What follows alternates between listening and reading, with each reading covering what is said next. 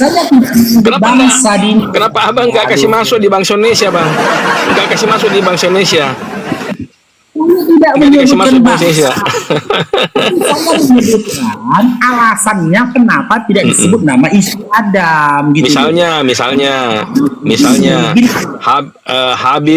Habil Sitorus, kayak begitu bang, kasih masuk di bangsa Indonesia bang. Jangan dimasukkan ke Arab. Habil bin Adam. Sudah. Iya, kita santai-santai aja bang ya, santai-santai. Jadi begini dia, kenapa nasab itu atau bin atau binti itu ya dalam Islam itu utama, itulah sempurnanya rencana Allah. Ketika nanti para nabi itu yang bin itu. Siapkan dah, siapkan daku. Silakan. Ini luar biasa rencananya Allah. Karena apa? Seluruh para nabi nanti nasabnya akan ditarik kepada nabi-nabi terdahulu. Makanya ketika nabi-nabi terdahulu dimulai dari yang Isa tidak ya, karena dia tidak punya ayah. Itulah luar biasanya Isa. Cairndron diberkatilah kau Bang Tega. Zakaria, Yahya dan yang lainnya nasabnya itu ditarik. Begitu juga dengan Nabi Muhammad SAW, di mana nasabnya ini yang bin Abdullah ini sampai nasabnya itu kepada Ibrahim dan sampai kepada Adam, dan nasab dia ini, garis keturunannya ini dicatat oleh orang-orang pada masa generasi yang lalu, generasi sekarang, bahkan di generasi yang akan datang. Gunanya apa? Supaya memastikan apa yang telah disampaikan oleh Allah yang menjadi nubuatan itu tergenapi dan pas penggenapannya melalui anak keturunanmu Ibrahim, kata Allah. Makanya disebutkan nama ayahnya, anak Ibrahim si fulan, dari si fulan bin si fulan bin si fulan, tergenapi apa yang telah dibuatkan oleh Allah, disampaikan oleh Allah di dalam Al-Quran, gitu loh. Maka kenapa juga disampaikan begini, supaya jangan ada nabi-nabi palsu yang mengaku Pak Nabi.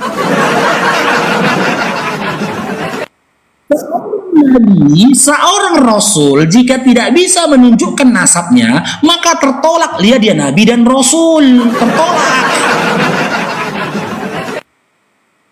Hanya seperti Paulus, bapaknya. Makanya jangankan Bani Israel, semut aja nolak dia jadi Rasul, ditolak semut dia. Karena memang harus diketahui siapa nama bapaknya, gitu loh Dinda. Ketika seorang Paulus saja kalian nggak tahu nama bapaknya, kalian yakin dia adalah Rasul, gitu loh. Jadi itu begini bang, Dinda ya. Nama Hawa pun tidak ada di dalam original teks Bible kalian, baik PL maupun PB. Jadi begini bang ya, abang tadi bilang Rasul Paulus nabi palsu, itu dalam dari mana narasi abang itu dapatkan? Sedangkan di kitab kami untuk nubuatan nabi palsu itu tercantum dalam 2 Petrus 2 ya. 2 Petrus 2 ayat 2 sampai 4. Coba abang baca itu bang. Apakah Rasul Paulus ada masuk kategori dalam situ bang? Sudah? Silakan bang. Ya, 2 Petrus 2 ayat 2 sampai 4. Itu kita buka itu 2 Petrus. Abang mengimanikan kitab Kristen yaitu Bible ya. Buka dulu kok. Cuma sayang abang menolak Yesus. Abang menolak Yesus. 2 Petrus 2 nomor berapa? Silakan buka dulu. Buka dulu. 2 sampai 4. 2 sampai 4.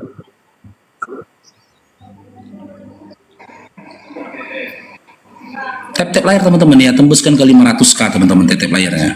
Love orange-nya teman-teman ya. Walaupun ini anti rungkat, dibuka dulu itu data dia itu. Supaya setelah ini dia bisa jamin memastikan dia itu dia. Kok yang membuka? Iya, love orange-nya juga teman-teman yang di bawah. Tolong dibantu kandaku Bang Faruk ini tap di layar ya. 2 Petrus 2 nomor makin luar biasa. 2 sampai 4. Nggak dengar. Suara 2 dia Petrus ngoceh 2 terus dia. ayat 2, 2 Petrus 2 ayat 2 sampai 4.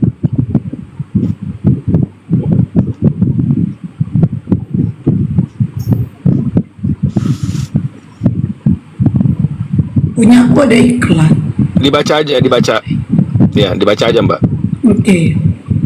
Sebab jikalau Elohim tidak menyayangkan malaikat-malaikat yang berbuat dosa, tetapi melemparkan mereka ke dalam neraka, dan dengan demikian menyerahkan ke dalam gua-gua yang gelap dan menyimpan mereka sampai hari penghakiman. Terus, Mbak, terus sampai 4, sampai Sudah? 4. Udah Sampai selesai 4, Bang. sampai 4, Bang. 4. Iya, itu sampai 4. Coba dilanjut lagi. 2 Lanjut Petrus lagi, Mbak. 2 nomor 2 sampai 4 kan? Ya, dilanjut lagi, Mbak. Masih kurang. Sorry, masih kurang, ya. Kenapa nggak aku bacakan sendiri kalau gitu?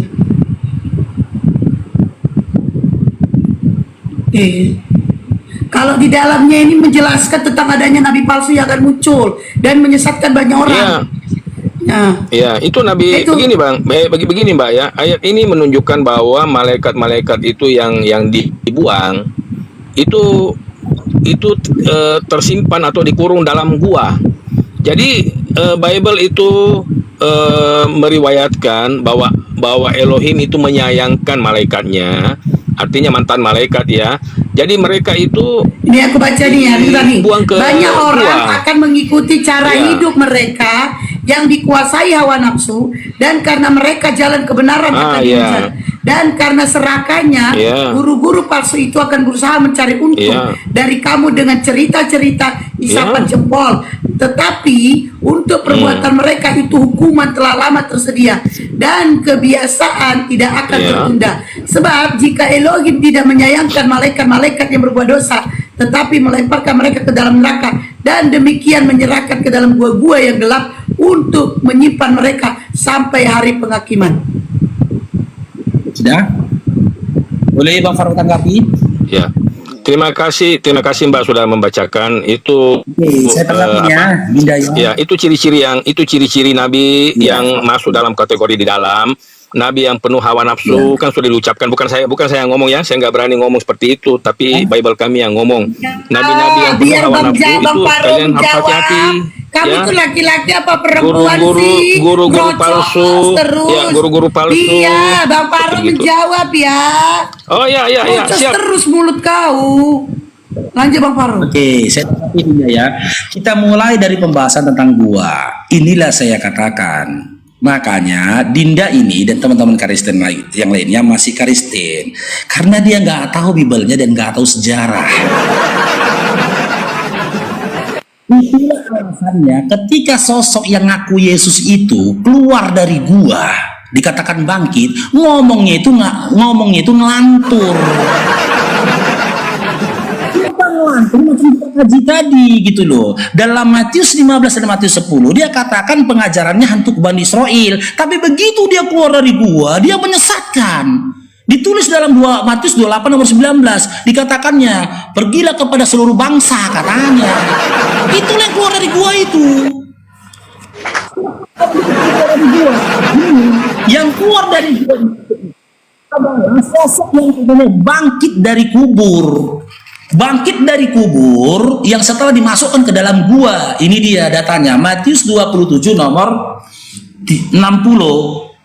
Mereka meletakkan mayat Yesus di dalam kuburan baru milik Yusuf sendiri yang dibuat seperti gua di dalam bukit batu. Kemudian mulut gua kubur itu ditutup dengan menggulingkan batu besar yang sudah disediakan sebagai penutup. Sesudah itu Yusuf dan orang-orang itu pulang.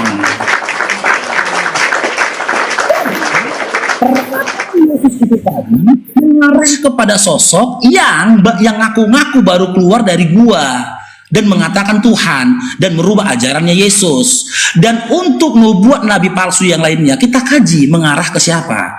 Kita kaji dulu dalam Matius 24 nomor 3 sampai 5. Nih. Matius 24 Banyak datanya mengarah kemana nabi palsu yang disampaikan Yesus.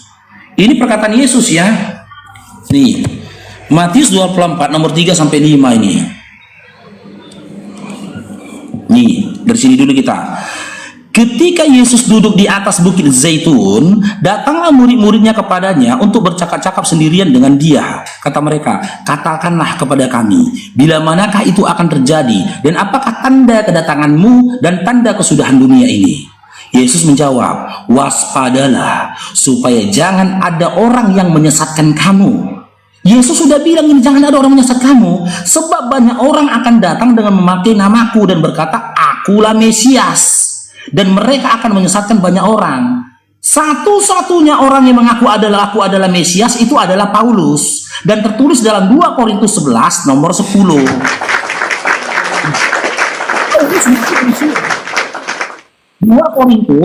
Paulus mengaku Mesias. Ini kalau nabi palsu, Kristen bebas nabi palsu sama aku, selesai, habis. 2 Korintus, baca ini ya, yang aku Mesias ya. 2 Korintus 11 nomor 10. Nih kita baca nih.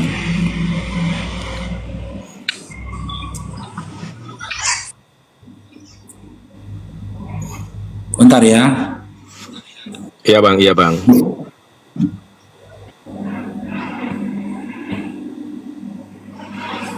Bentar ya.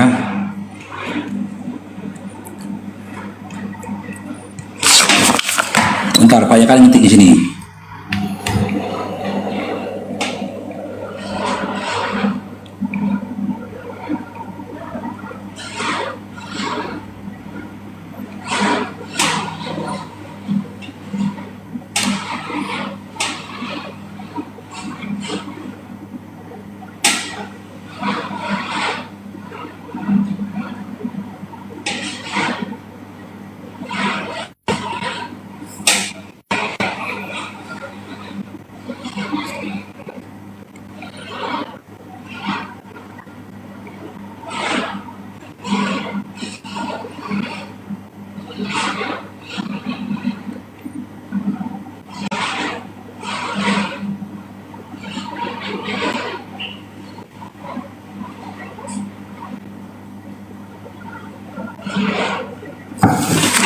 Nih, agak ngelek di HP ku satu lagi, agak ngelek nih teman-teman ya.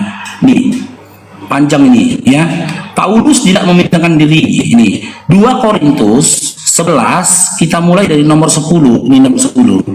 Nih, apa kata Paulus? Demi kebenaran Kristus di dalam diriku. Tidak akan dirintangi oleh siapapun di daerah Akhaya.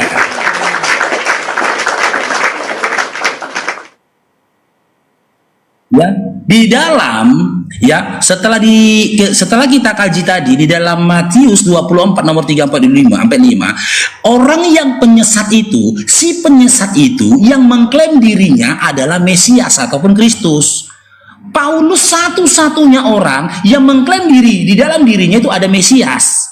Lalu kita lanjut lagi dalam Matius 24 nomor 23 sampai 24. Ini lagi, tengok ini. Mengarah kepada Paulus itu nabi palsu itu. Matius 24 nomor 23 sampai 24 ini.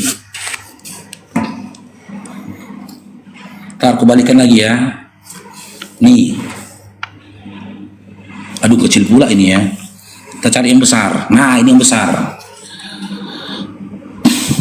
Ini Matius 24 ya, nomor 23 sampai 24. Pada waktu itu, jika orang berkata kepada kamu, lihat, Mesias ada di sini atau Mesias ada di sana, jangan kamu percaya, sebab Mesias palsu dan nabi-nabi palsu akan muncul dan mereka akan mengadakan tanda-tanda yang dahsyat dan mukjizat-mukjizat sehingga sekiranya mungkin mereka menyesatkan orang-orang pilihan juga. Dan di dalam KPR 9 dari nomor 1 sampai selanjutnya, Pauluslah satu-satunya orang yang mengaku-ngaku melihat Mesias di sana. Bentuk cahaya Lalu kita kaji lagi dalam Matius 7 nomor 15. Nubuat tentang nabi palsu ini. Matius 7. Nih. Matius 7 nomor 15 sampai 26. Sampai 23 lah. Panjang kali nanti. Ini. Sudah boleh saya tanggapi Bang supaya nggak kepanjangan atau masih ada? Nih. Ini judulnya ini nabi palsu. Nanti, Linda, aku pakai data, ini full data ya. Ini full data ya. Berhati-hatilah terhadap nabi palsu. Mereka seperti serigala berbulu domba. Mereka datang ke persekutuan kalian dan seolah-olah menyampaikan ajaran yang baik. Tetapi sebenarnya sangat berbahaya. Kalian bisa mengenali nabi-nabi palsu itu dari ajaran dan perbuatan mereka. Sebagaimana tumbuhan liar berduri tidak bisa menghasilkan buah anggur dan buah ara. Begitu juga orang jahat tidak bisa menghasilkan hal-hal yang baik. Demikian juga pohon. Ini perumpamaan semua ini disampaikannya ya. Nah, ini. Nah, lalu kita ke sini. Nah, begitu jugalah kalian akan mengenali nabi-nabi palsu dari ajaran dan perkataan mereka. Tidak setiap orang yang memanggilku Tuhan, Tuhan,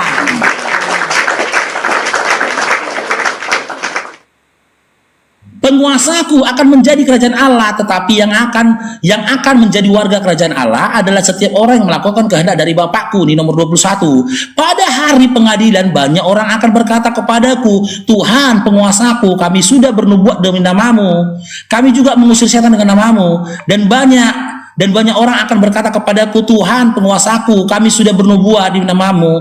Tetapi pada hari itu, dengan terus terang, aku akan menjawab mereka, hai kamu semua yang melakukan kejahatan, pergilah dari hadapanku. Aku tidak pernah menganggap kalian sebagai sahabatku.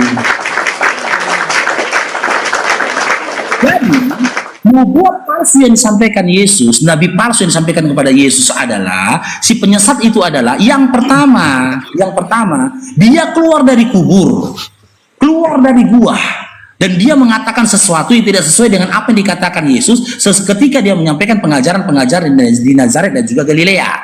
Yang kedua, si penyesat itu adalah yang mengaku dirinya Mesias. Yang mengaku dirinya Mesias, dan Paulus dalam 2 Korintus 11 nomor 10 mengakui dalam dirinya ada Mesias. Yang ketiga, si penyesat itu adalah orang-orang yang bermukjizat dengan nama Yesus, memanggil Yesus Tuhan, bernubuat dengan nama Yesus. Dari semua tanda-tanda itu, ya, itu mengarah ke siapa? Mengarah kepada Paulus. Nabi kami, Nabi Muhammad SAW tidak pernah bernubuat dengan nama Yesus. Tapi Paulus ada hawa nafsu nggak? Nama Yesus. Paulusnya ada hawa nafsu nggak, Bang? Selalu menggunakan nama Yesus untuk melancarkan aksinya. Sebentar, Bang, sebentar. Ya. Jadi kalau Paulus itu ada hawa nafsu nggak, Bang? Paulus ada hawa nafsu nggak, Bang? Gimana? Siapa? Paulus ada hawa nafsu nggak, Bang? Paulus. Ada. Kan di situ kan Roma 3 tertulis nomor tadi. 7. Roma 3 Hawa nomor nafsunya 7. apa? Di dalam kitab 2 Korintus 11 nomor 17. 2 Korintus 11 Iya, nomor siapa di situ? 14. Di mana dia? Iya, siapa di situ yang? dia mengaku? Iya, siapa di situ, Bang? Nah, Siapa di situ yang di situ ingin dia gauli? Ya, siapa di situ, Bang, yang dia mau gauli? Di situ tidak ada. Nubuat tentang nafsu menggauli nggak ada, nabi palsu nggak ada. Nah, itu tadi sudah dibacakan sama Bunda ini. Nggak ada dikatakan Yesus, dengar Dinda. Nubuat nabi palsu adalah yang memiliki istri lebih satu, nggak ada. Hawa nafsu, nggak dikatakan lebih dari satu, tapi penuh hawa nafsu. Penuh hawa nafsu, Bang. Tidak ada, Dinda. Yang penuh dengan hawa nafsu itu Paulus, di mana dalam kitab Korintus dia mengakui telah merampok jemaat. Pertama, itu bukan hawa nafsu itu, Bang. Di dalam kitab Roma 3 nomor 7, dia juga penuh dengan hawa nafsu, di mana dia membenarkan setiap dusta yang dia lakukan dengan dalih untuk kebesaran Tuhan. Jadi, Bang, yang dimaksud memberikan nubuat, nabi palsu itu yang memiliki istri lebih dari satu, nggak ada, Dinda. Sebentar, Bang. Begini, Bang. Saya nggak membahas punya istri lebih satu. Tapi yang saya bahas ini yang Nabi yang mempunyai hawa nafsu. Nah, di mana Paulus punya hawa nafsu, Bang? Kalau abang bilang hawa nafsu untuk menjadi Mesias, itu lain, Bang. Lain dulu, Bang. Yang dimaksud di sini hawa nafsu, ya, tentang kelaki-lakiannya itu, Bang. Bukan yang lain. Begitu, Bang. Ya. Di mana Yesus mengatakan nabi palsu ya yang memiliki hawa nafsu, di mana? Nah, itu tadi, Di Bang. mana? Itu sudah dibaca sama, coba dibaca ulang, Bang. Yang tadi dibacakan itu sama Bunda, ya, Bunda yang di samping ini. Setiap manusia, Yang- Dinda, itu memiliki hawa nafsu. Kalau kau nggak punya nafsu, nggak selera kau makan. Kalau kau nggak punya hawa nggak selera kau ngapa-ngapain. Sebagaimana dimaksud, orang ya. sakit dicabut hawa nafsunya, maka dia Ya. tidak memiliki Jadi- hasrat atas apapun, gitu loh. Jadi gini, Bang, yang dibahas tadi hawa nafsu yang berlebihan, bukan yang wajar, yang berlebihan, begitu, Bang. Nah, ternyata yang sekarang saya tanya, seseorang yang berupaya merampok orang lain, bukankah dia memiliki hawa nafsu berlebihan terhadap keinginan dirinya? Itu hawa nafsunya Berlebihan lain, nggak Bang. dia terhadap hawa nafsunya? Dia merampok orang lain. Iya, tapi hawa nafsu lain itu, lain anunya, lain arti, lain maknanya. Iya. Tapi ini hawa nafsu yang dibahas ini, hawa nafsu yang berlebihan. Anda saja yang berupaya mengarah-arahkan, gitu. Paulus dalam kitab Korintus mengakui dia telah merampok jemaat dengan kelicikannya. Paulus salah satu-satunya di dalam kitab Roma 3 nomor 7 mengakui dirinya telah berdusta. Dia menipu, dia berdusta demi kebesaran Tuhan. Orang-orang yang merampok, orang-orang yang membenarkan dusta adalah orang-orang yang telah mengagungkan dan berlebihan dia terhadap hawa nafsunya. Dan tidak ada Yesus mengatakan tanda-tanda dari nabi palsu adalah yang punya istri lebih dari satu. Nggak ada. Tanda-tanda dari nabi palsu adalah yang tidak bisa mengendalikan nafsu birahinya. Nggak ada.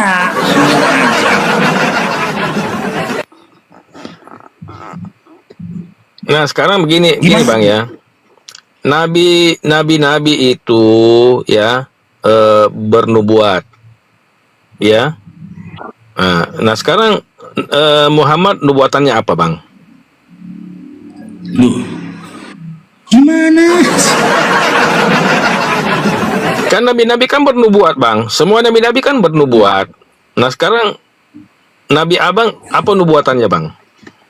Ya, Nabi kami menubuatkan bahwasanya la nabiya ba'da. Tidak ada nabi Bukan setelah itu. dia. Itu. Bukan itu, Bang. Saya dengar itu nubuatan Nabi Muhammad membelah bulan. Abang nggak sebut tadi, Bang. Ini saya sebutkan membelah bulan. Nah, Itu jadi bukan nubuat. Kau tahu nggak perbedaan menubuat dengan ya, mukjizat? nah sekarang Nubuat. Ya, oke. Biar Nah, ku jelaskan sekarang- dulu biar dapat ilmunya Dinda. Dengar dulu biar ku dapat Oke. ilmunya Dinda. Nubuat itu adalah perkataan Nabi yang belum terjadi pada saat itu dan akan terjadi di hari akan datang. Itu nubuat.